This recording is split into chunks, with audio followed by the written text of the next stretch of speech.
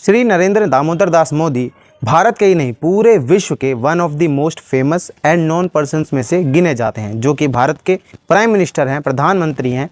वो विश्व में भी अपनी एक छाप छोड़ चुके हैं जो कि बहुत ही अलग है। और ऐसी ही एक पीएम मुझे याद आ रही हैं जो कि थी इंदिरा गांधी, जो कि अपने समय की नरेंद्र मोदी थी, या फिर यूं कह लो कि आज के समय के इंदिरा गांधी जो हैं वो नरेंद्र मोदी हैं। वो भी इतनी फेमस थी, उनके काम भी इतने ही बड़े थे कि दुनिया तक उन्हें याद रखती थी। अब जो इंदिरा गांधी थी और जो नरेंद्र मोदी जी हैं, इन दोनों पीएम्स में कुछ खास बातें रही हैं कि इनके जो फैसले होते थे वो कंट्रोवर्शियल होते थे, लेकिन उन्होंने कहीं ना कहीं किसी न किसी तरीके से एक बहुत बड़ी छाप छोड़ी भारतीयों के ऊपर।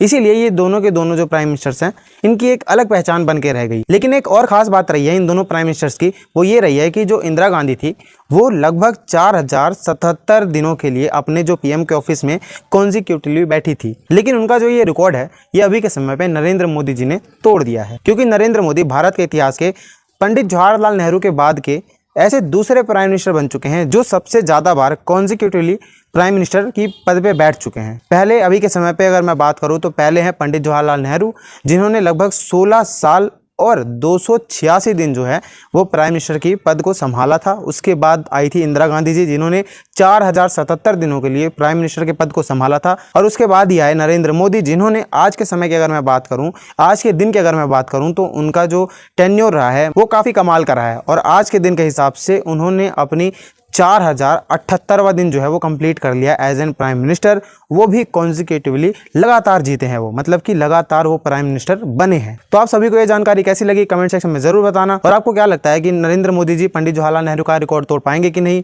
पहले प्राइम मिनिस्टर बन पाएंगे कि नहीं जिन्होंने लगातार जो है 16 साल 286 दिन को एक्सीड करके जो प्राइम मिनिस्टर की पद को संभाला हो।